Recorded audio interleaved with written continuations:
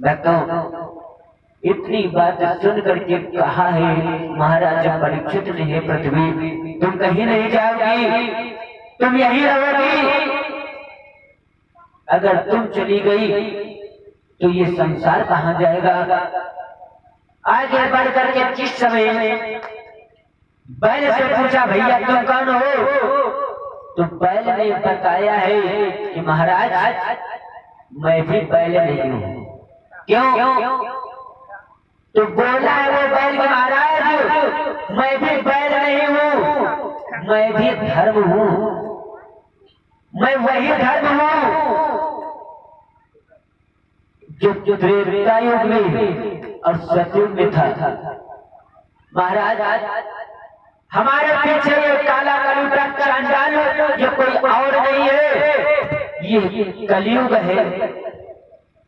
इसने अत्याचार इतना मचा रखा है कि मैं परेशान हो गया हूँ। जानते हो महाराज सतयुग में मेरे 20 पैर थे, मैं तीनों लोकों में भ्रमण करता था। और महाराज त्रेता में मेरे 4 पैर टूट गए, 16 पैर बच गए। 16 पैरों से मैं अपना गुजर चलाने लगा। फिर भी कुछ धर्म नजर आता था, लेकिन महाराज जिस समय द्वापर युग लगा फिर मेरे 4 पैर टूट गए। 12 पैरों से मैं जो गुजर चलाने लगा। लेकिन महाराज अब कलयुग आ गया है, कलयुग ने मेरे सब पैर तोड़ दिए। 4 पैर बचे थे, 4 में से 1 पैर और भी तोड़ गया। अब तो मैं सिर्फ 3 पैर का रह गया हूँ महाराज। और आपको नहीं मालूम है, और बोला है वो बैल धन के रूप में महाराज। अब मुझे जाने दो, क्योंकि जहाँ पृथ्वी रहेगी वहाँ मैं भी रहूंगा। क्योंकि कारण है क्या, सुनो।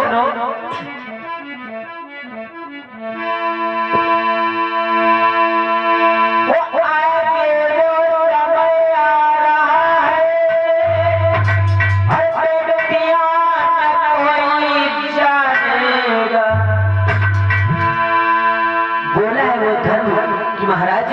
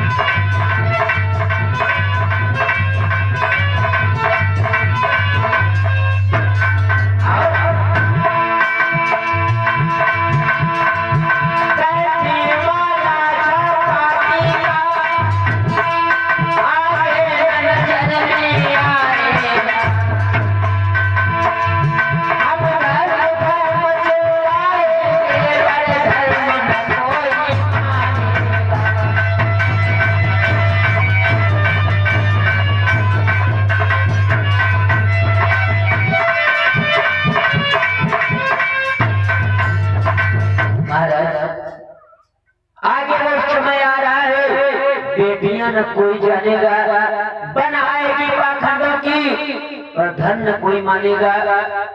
छापा टीका गांधी माला आगे न नजर में आएगा और हम धर्म धर्म चिल्लाएंगे पर धर्म न कोई मानेगा। महाराज ब्राह्मण वेदहीन हो जाएंगे, क्षत्रिय कायर हो जाएंगे और बनिया अधिकार जमाएंगे। महाराज ऐसी अवस्था में मैं यहाँ रहना पसंद नहीं करूंगा, मुझे जाने दो, क्योंकि कलयुग ने इतना अत्याचार मचा रखा है मेरे ऊपर, मैं बहुत परेशान हूँ। परीक्षित ने कहा कि हे धर्म तुम कहीं नहीं जाओगे और तुम्हें कलयुग जो कलयुग सावधान हो जाओ। अरे तुमने क्या सोचा कि पाठ का जमाना चला गया है, पाठ का जमाना चला गया है, लेकिन पाठ के जमाने का उनके वंश में अभी पौधा मौजूद है। जब तक ये परीक्षित जीवित है तब तक तुम किसी के ऊपर अत्याचार नहीं कर सकते हो और तुम यहाँ से चले जाओ। जिस समय कहा है कि तुम यहाँ से चले जाओ तो कलयुग ने कहा महाराज मेरा समय आया है, तो अब मैं अपना समय व्यतीत करूंगा, मैं कहीं नहीं जाऊंगा। और महाराज आप मुझे भेजना क्यों चाहते हो?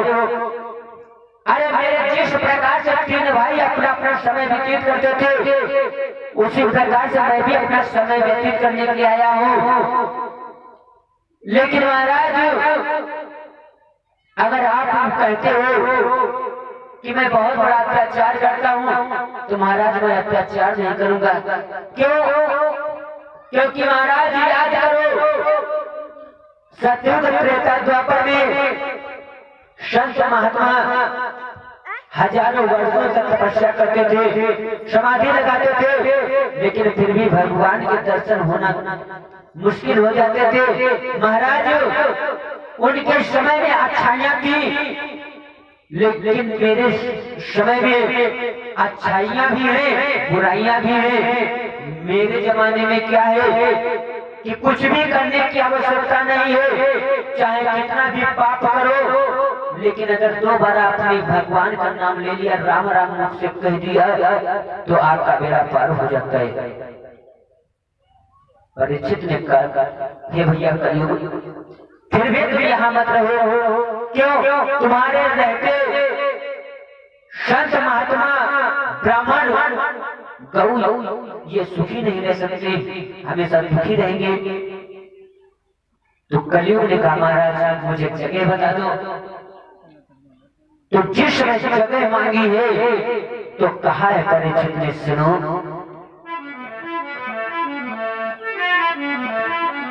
अगर जगह पूछ रहे हो तो जगह मैं तुम्हें दे रहा हूँ, जहाँ जहाँ बताऊँ वहाँ वहाँ चले जाओ, लेकिन यहाँ मत रहो।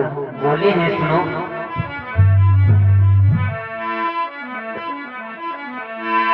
तुम सीधे वहीं चले जाओ जहाँ गुरु का मान न हो, तुम सीधे वहीं चले जाओ जहाँ पर पैसाएं रहती हो।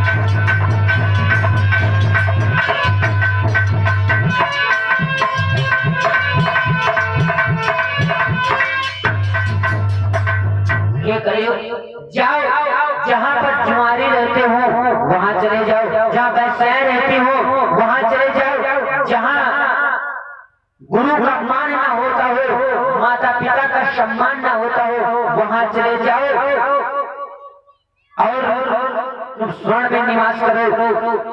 और बताया है कलयुग, चिंता मत करो। तुम ये सोच रहे होंगे कि हमें तो बुराइयां ही हर जगह मिली, जहाँ बुराइयां हो वहीं पर निवास मिला है, जाओ एक जगह और तुम्हें दे रहा हूँ। परीक्षित महाराज, एक बहुत सुंदर सा स्थान जानते हो राजा परीक्षित ने कौन सा दिया है कि जहाँ भगवान की कथा हो रही हो, हाँ, जहाँ भगवान की कथा हो रही हो वहां पर भी निवास बनाओ, लेकिन हर जगह पर नहीं। जानते हो कहाँ? जब व्यास जी भगवान नाम संकीर्तन कहे भक्तों से कैसा करो, 2 बार भगवान नाम संकीर्तन बोल लो, तो जो भक्त भगवान नाम संकीर्तन बोले उनपे तुम्हारा कोई असर नहीं बैठेगा, और जो भगवान नाम संकीर्तन ना बोले उनकी जीभ्या पे निवास करो। जेका जीभ का जीभ पर रहो जाए, राम का नाम निकल ही नहीं। इसीलिए कलयुग का जो निवास है हटाने के लिए और 2 बार भगवान नाम संकीर्तन हो जाए, उसके बाद आगे की कथा।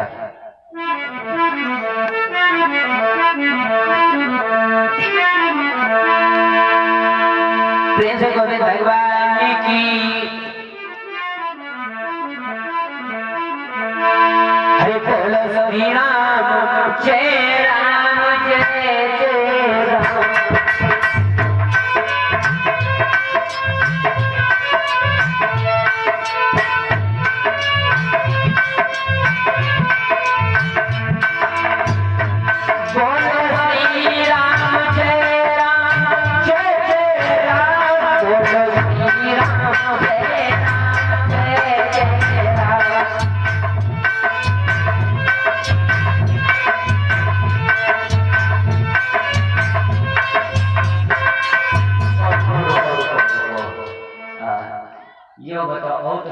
ठीक है, हमारे दादा लोग नहीं बोल रहे हैं, ऐसा तो नहीं ना कहूँ है कि हमारे दादा लोगों ने कहा को नाम श्री राम हो। अरे अगर श्री राम नाम हो तो कोई बात नहीं, अपना नाम ले लो, कोई चिंता की बात नहीं। लेकिन संकीर्तन बोलो जरूर।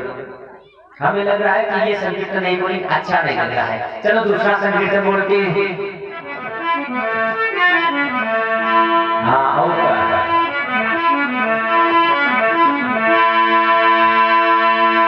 हरे गोपाल तुम्हारी जय हो।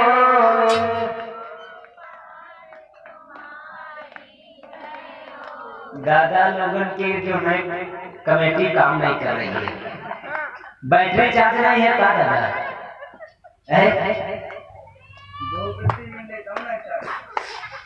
नहीं हमें लग रहा है। अब तो लाइट 18 घंटा होती है, वो बैठे चार्ज करो। हाँ प्रेम से गोविंद भगवान की हमें लग रहा हो कि संकीर्तन नहीं बोली हो, चलो कथा पे ध्यान दिए। हमने कहा कलयुग जीभ्या पे निवास करे, और जब कलयुग जीभ्या पे निवास करिए तो संकीर्तन बोल नहीं पई हो, और जब संकीर्तन बोल नहीं पई हो तो कथा सुन नहीं सके, खाई तो नहीं। प्रेम से गोविंद भगवान की। एक बात और, महाराज परीक्षित ने कहा था जहां जुआ खेला जाता हो वहां निवास करो, लेकिन आजकल तो जुआ तो बहुत खेला जाती है। अब ये होली आ रही है और देखना होली में कम से कम 50% कहीं ऐसा करो चलो होली जगा नहीं चले। मास्टर साहब होली तो तुमको नहीं जगाओगे, नहीं जगाओगे। लेकिन एक बात और बताए, ये ताश के पत्ते जो होते हैं बताया गया है कि 52 पत्ते होते हैं इसमें, लेकिन हर पत्ते में देवताओं का देवियों का वास बताया गया है। जो लोग ताश के पत्ते खेलते हैं वो देवताओं का अपमान करते हैं। कैसे? हम आपको सुना रहे हैं, बता रहे हैं, ध्यान दो। लिखा है किसी कवि ने क्या,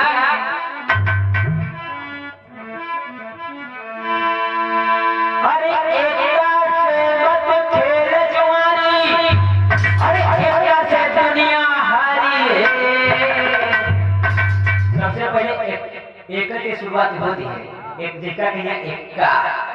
हाँ सुना है ना, कहे हमारे यहाँ बहुत लोग ख्याति हैं, तो कबों को सुना करे थे कहीं भैया युवा एक का। हाँ तो लिखा है क्या, हरी एकता से मत खेल जुआरी, अरे कैसे दुनिया हारी है। और दुखी से फिर बनी द्रौपदी, राखन राज मुरारी है।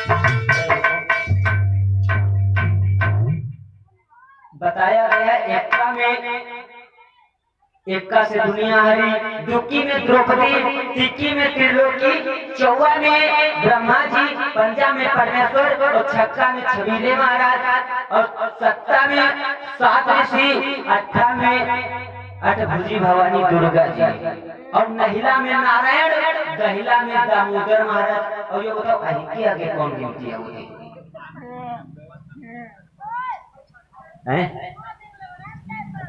कई परीक्षित महाराज, ये जो ताश आवती है, ताशन में दहिला के बाद में कौन पत्ता होती है?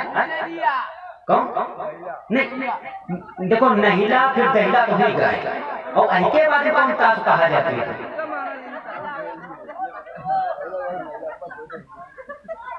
कह दादा, दहिला के बाद में कौन ताश वो आवत है का कहा जाता है? गुल्ला। जय हो दादाजी, हम कहा तो बहुत ख्याल दिए, हम ध्यान के।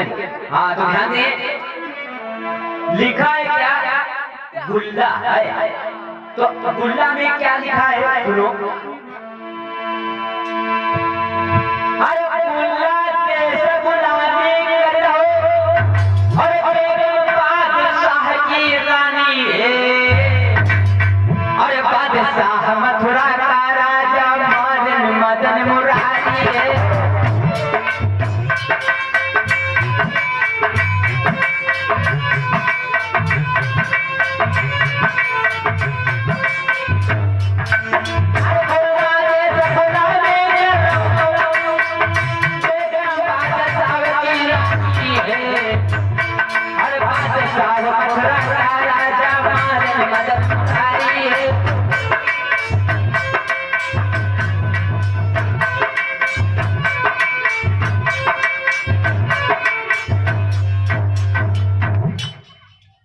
खुला देश गुलामी कर रहा हो और बेगम बादशाह की रानी है और बादशाह मथुरा का राजा जिसको भोजराज कंस कहते हैं।